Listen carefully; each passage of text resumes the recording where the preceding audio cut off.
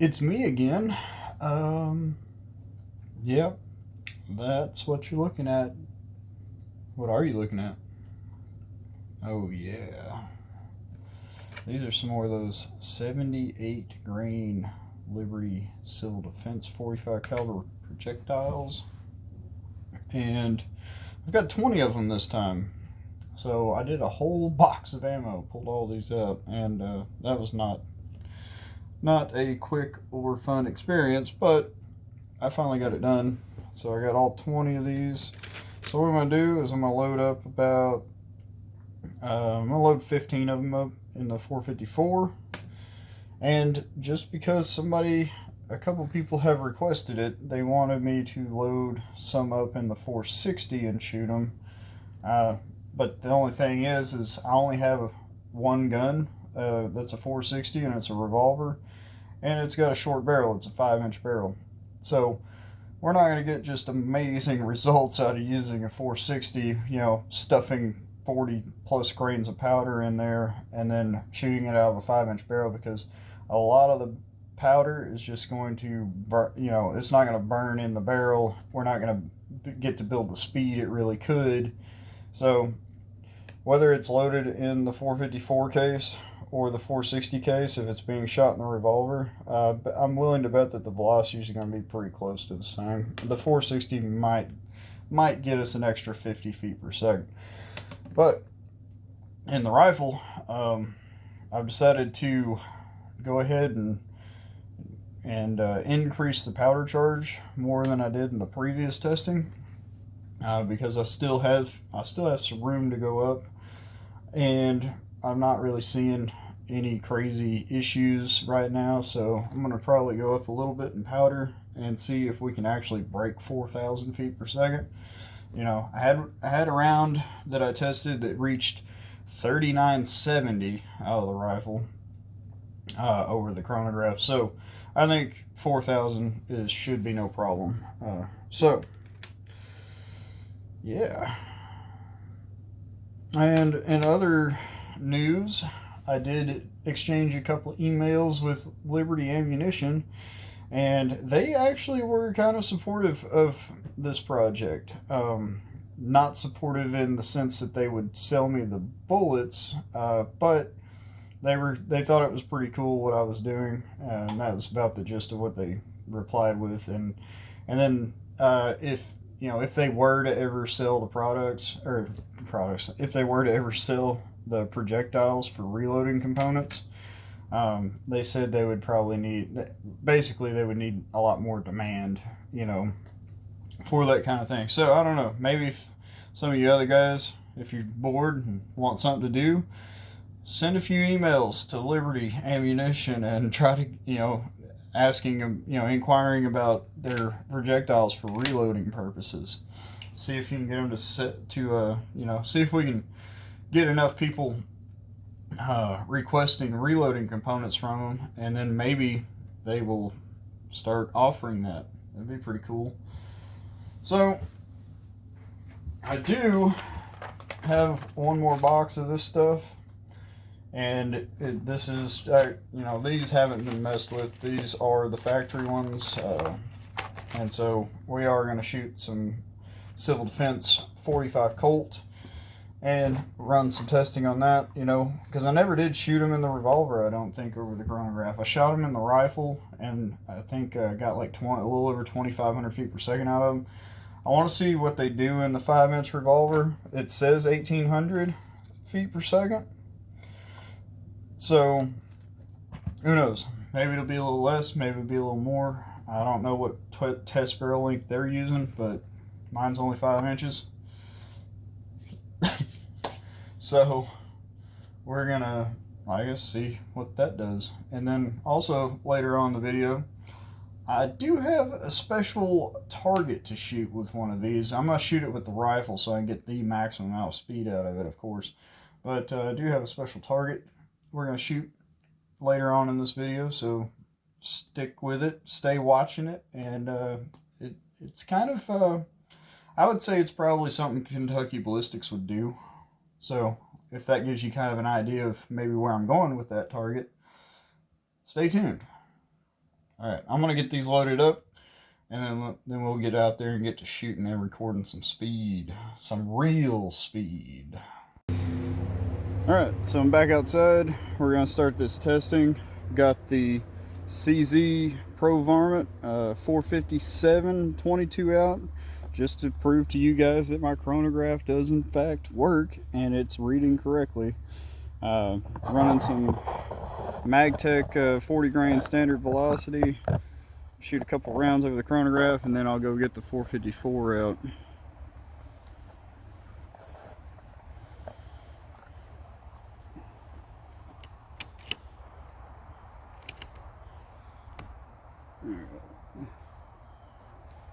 There we go.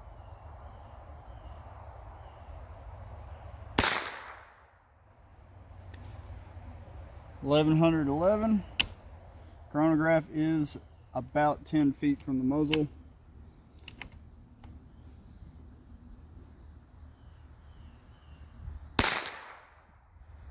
$1109.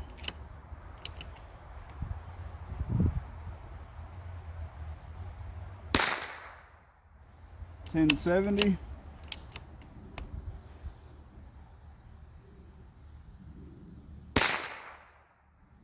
$1069. So obviously my chronograph is working. Let's go get the 454 out and let's see what she'll do. Alright, got the Browning 454 Casull back out. To get a baseline where these bullets started at, we're going to shoot 3 factory round of the 45 Colt Liberty Civil Defense ammo. The box says 1800 feet per second. Of course, that's force being shot out of a handgun or a revolver with a shorter barrel. I'm going to shoot it out of this 28-inch barrel. We should get around 2500 feet per second out of it, based on the last time I shot them out of this rifle. After I shoot these 3 rounds, then we will shoot 3 of the 454 Casull rounds that I loaded, and we'll see a huge difference in velocity. So get you turned back over here to the chronograph.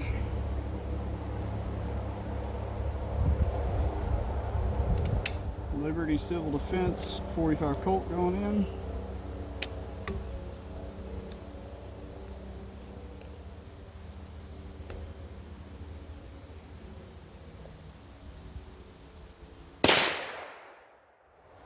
$24.83. Very, very mild recoil.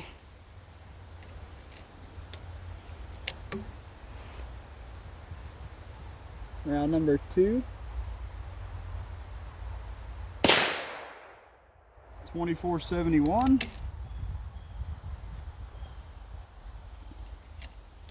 Round number 3.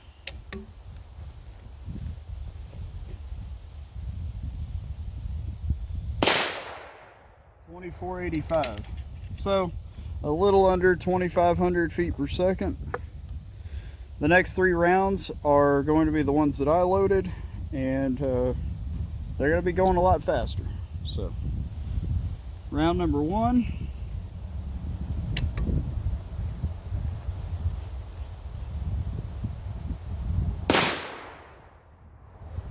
$39.36. All right.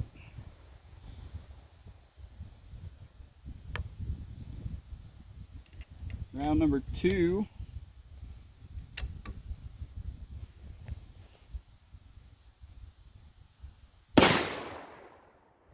$39.61.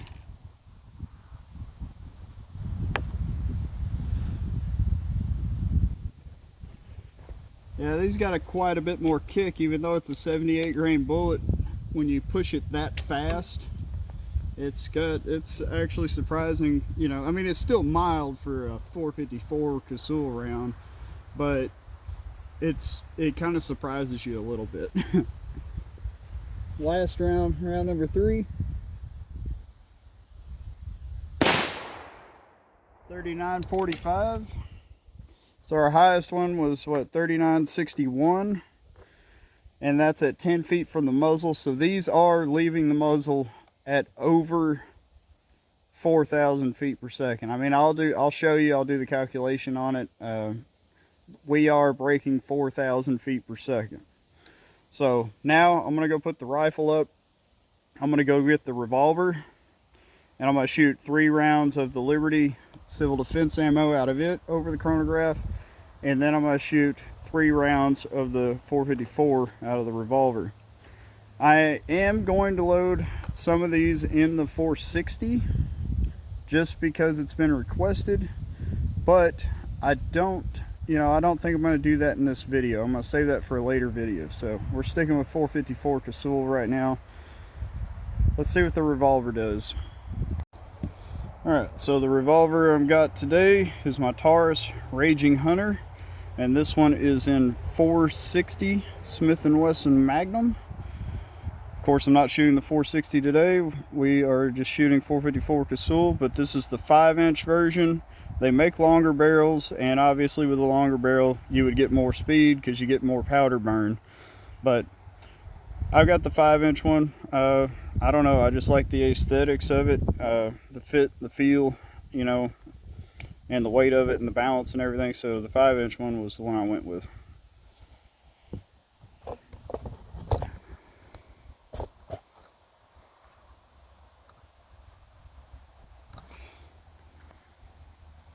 First 3 rounds I'm going to shoot again are the factory loaded Liberty civil defense ammo, and then the next 3 rounds will be the full power 454 ammo. Hopefully I don't shoot my chronograph.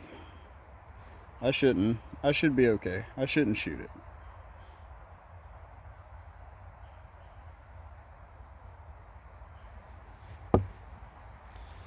I'm just gonna throw these in here and see how we do. Alright, I'm gonna center up over the chronograph. Liberty civil defense ammo, 1737, and there's like no recoil shooting that 45 Colt ammo out of this. 1768 and 1781. So that's pretty fast, but you know, it's right there at what the box says. It said 1800 feet per second. The chronograph's at 10 feet from the muzzle, or you know, from where I'm at, maybe a little bit further. So the ammo does what it says it's supposed to do out of the box, which is really cool. All right, so I got 3 rounds here. I'm gonna shoot a couple of them over the chronograph, and then I'm gonna try to film a slow motion shot of the muzzle blast on this, just so you guys can see the fireball, because it is something else. So here's 1 round.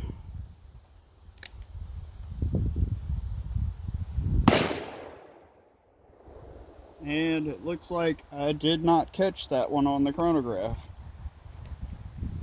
Noticeable sound signature difference. Okay. See if I can get back over the chronograph here.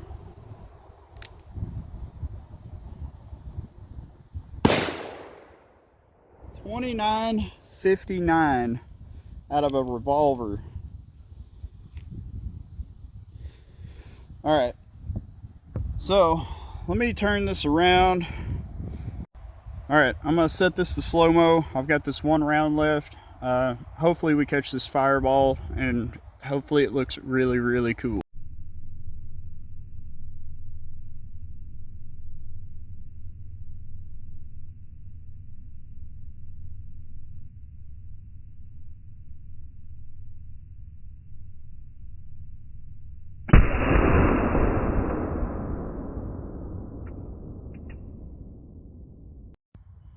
so did okay. I did catch most of the fireball. I wish I had set the camera angle a little bit higher so I could have got it in the full frame, but it was pretty cool. And we also, that last round, went 2,945 feet per second at 10 feet from a 5-inch revolver.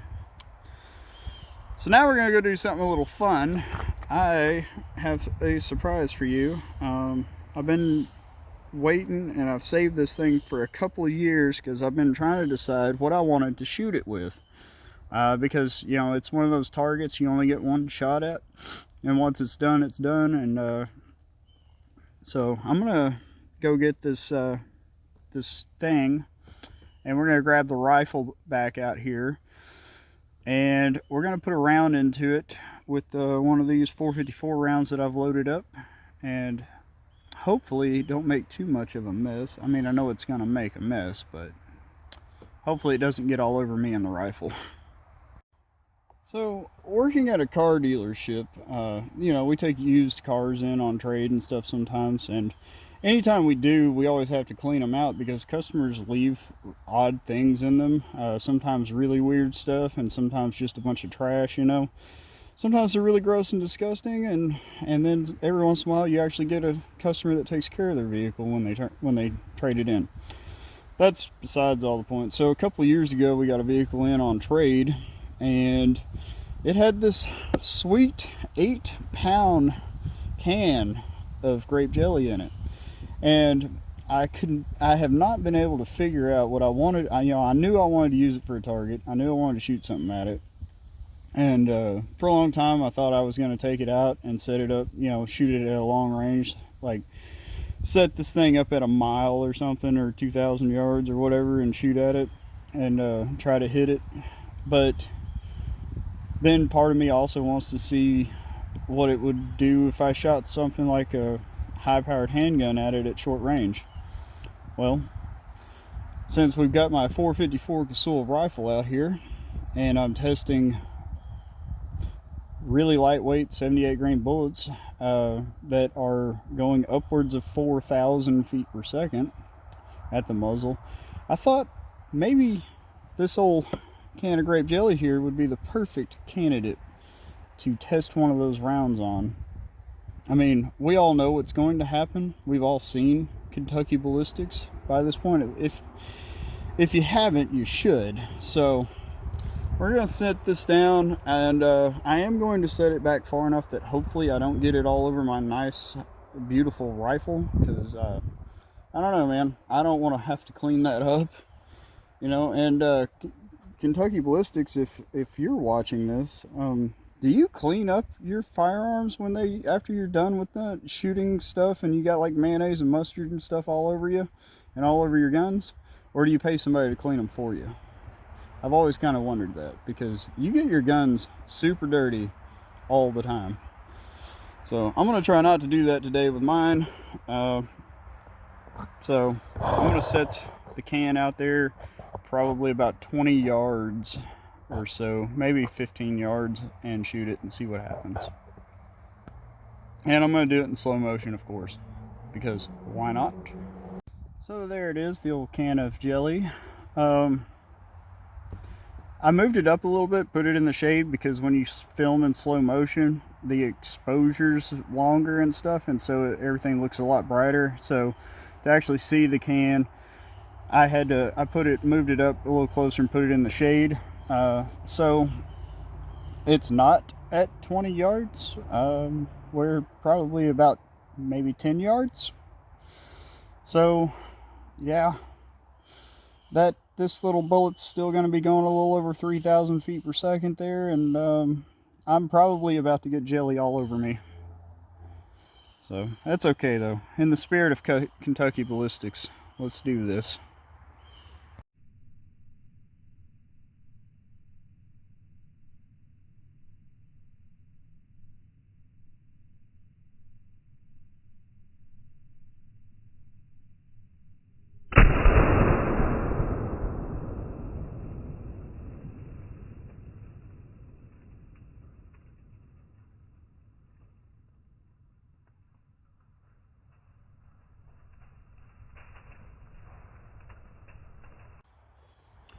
Yep, I got a little grape jelly on me, as you can see here on my forehead.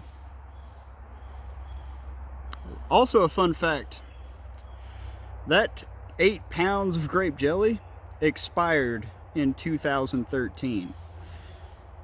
And it's been rolling around in my car for the past 2.5 years. And God knows how long it was in that used car that we got in from the on a trade. Surprisingly, it actually just doesn't smell. Like, it doesn't even smell like grape jelly. But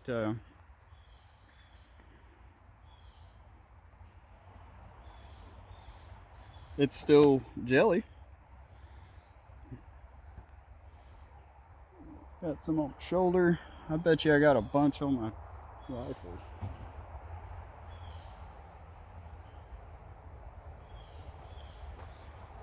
Nope. Surprisingly, I got no grape jelly on my rifle, so I'm happy about that.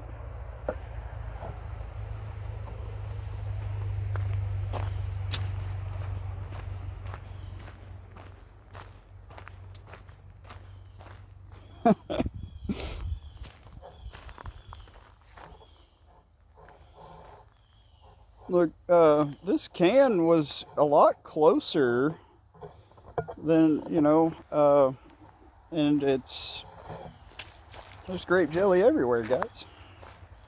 Here's the can.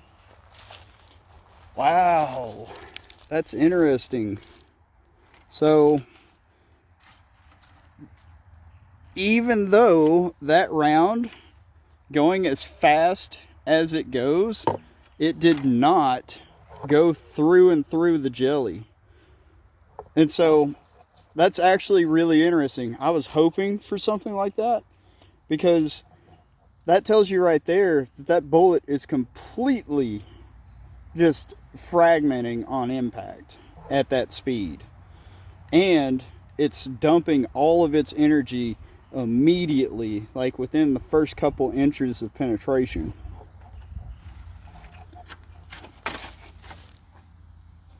Like, it cracked the back of the can, but it did not go through it. And you can see where maybe a couple pieces of shredded bullet hit here and dented it.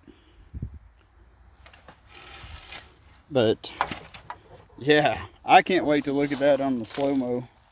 That's really cool. Wow. That's a mess.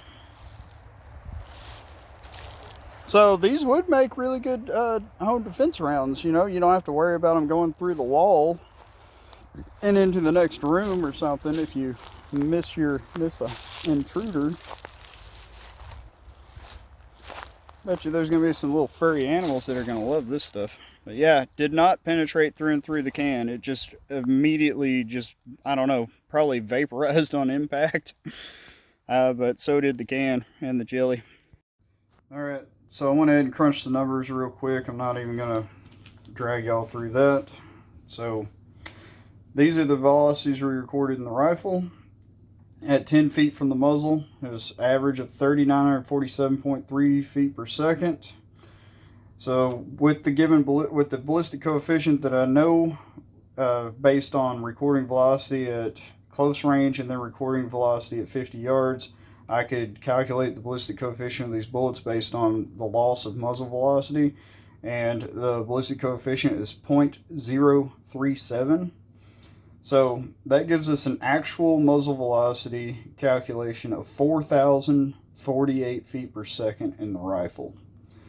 And it's producing 2,838 foot-pounds of energy.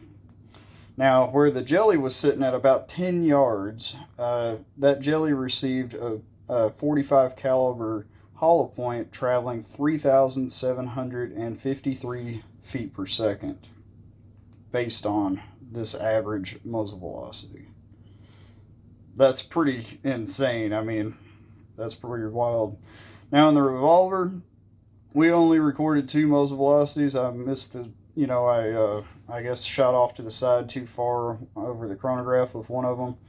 But with that being said, the average is 2,952 feet per second and 1,592 foot-pounds.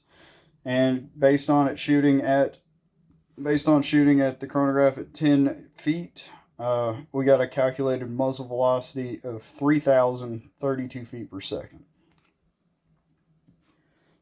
I have not done the 460s yet, but I will in the future.